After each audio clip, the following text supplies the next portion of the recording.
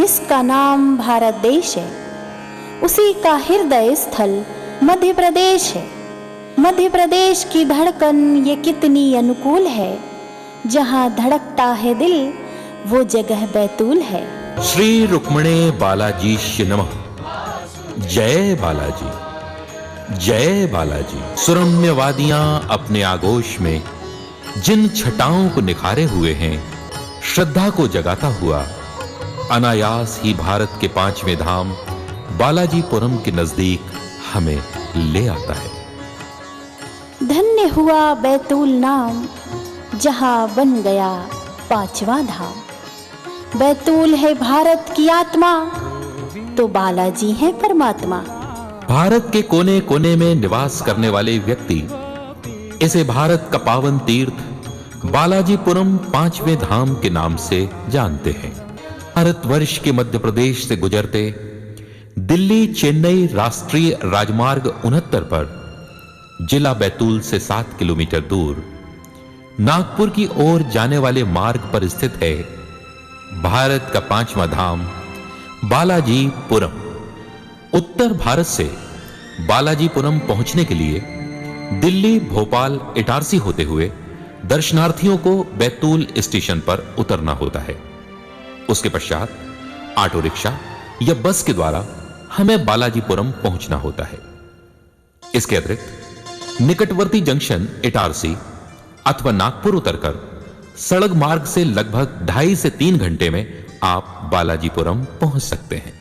और वायु मार्ग से बालाजी के दर्शन हेतु यदि आप आना चाहते हैं तो निकटवर्ती हवाई अड्डे से आप चार्टर्ड प्लेन के माध्यम से बालाजीपुरम हवाई अड्डे पर उतर सकते हैं। बैतूल स्टेशन पर उतरकर हम जय बालाजी के घोष के साथ बड़ी श्रद्धा से बालाजीपुरम की ओर बढ़ रहे हैं। लगभग 7 किलोमीटर का रास्ता तय करने के बाद लगता है बालाजीपुरम की सीमा प्रारंभ हो गई, क्योंकि हमें नजर आ रहा है भारतीय शिष्टाचार का एक अनोखा उदाहरण यह प्रवेश द्वार, जिस पर लिखा है बालाजीपुरम में आपका स्वागत है। अब हम बालाजीपुरम के मुख्य प्रवेश द्वार पर हैं। दक्षिण भारतीय शैली से निर्मित यह भव्य प्रवेश द्वार, जिसकी ऊंचाई 35 फीट है। इस द्वार के ऊपर सनातन धर्म के सभी देवी देवता हमारे यानी भक्तों के आगमन के लिए प्रतीक्षारत हैं। इसे बालाजीपुरम का तोरण द्वार अथवा मंगल द्वार भी कहते हैं। तो आइए हम उस पावन तीर्थ की ओर अपनी यात्रा आरंभ करें, जहां हमारा परमपिता परमात्मा हमारी राह देख रहा है और हमें दर्शन देने को आतुर है। जैसे ही हम आगे बढ़ते हैं, हमें मां रुक्मिणी मूक आशीर्वाद देते हुए दिखाई देती है। सारा संसार तो सिर्फ एक बहाना है माँ, सारा संसार तो सिर्फ एक बहाना है माँ, तेरे चरणों में ही मेरा ठिकाना है माँ। एक होनहार बेटे का अपनी जन्मदायिनी मां के लिए भावपूर्ण एवं समर्पण भरा यह शिलालेख, जिस पर लिखा है मां को मेरा शत शत प्रणाम, जिसे देखकर हमारा हृदय भी बेटे का अपनी मां के प्रति ऐसा श्रद्धा भाव देखकर भाव विहल हो रहा है। कहते हैं मां की परवरिश बेटे के मन बदन में आध्यात्मिक संचार का कार्य करती है। ऐसी करुणामयी मां का विलक्षण पुत्र अपने संस्कारों से ऐसा निष्ठावान बना, जो अपनी श्रद्धा से एक विशाल बहुआयामी संपूर्णता के केंद्र स्वरूप मंदिर का आधार शिल्पी कहलाकर मां रुक्मिणी के शाश्वत स्वप्न को साकार करने में कामयाब हो गया।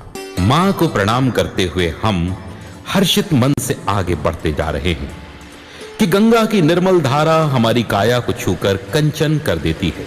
वहीं हम देखते हैं कि गंगा कुंड के दोनों ओर भारत के सभी प्रांतों की महिलाएं कलश लिए पारंपरिक वेशभूषा में स्वागत हेतु खड़ी हैं। और यह देखिए देशी परंपरा का विदेशी आईना।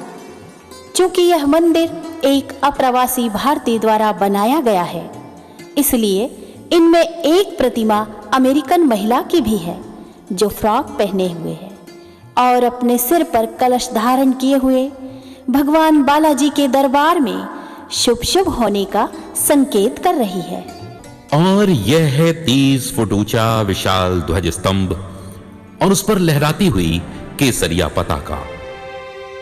ऐसा माना जाता है केसरिया ध्वज की मौजूदगी से ही दुरात्माओं का प्रभाव समाप्त हो जाता है।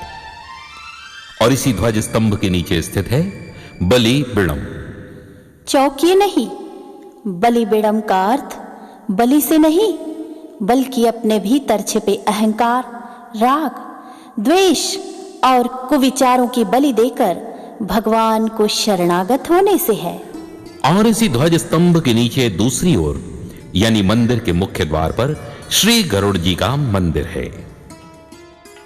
अब हम उस परम पिता परमात्मा आनंद कंद भगवान श्री रुक्मणी बालाजी की चौखट पर खड़े हैं।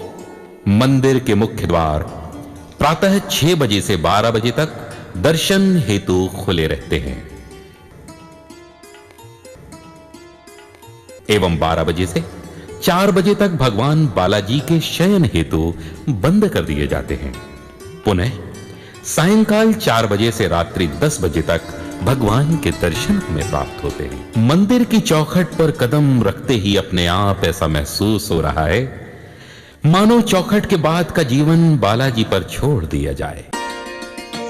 दूर दराज से आने वाले तीर्थयात्रियों और पर्यटकों के लिए बालाजीपुरम ट्रस्ट की ओर से ठहरने के लिए धर्मशाला और भोजन की समुचित व्यवस्था बालाजीपुरम परिसर में की गई है। यहाँ पर आकर हमारी यात्रा समाप्त होती है।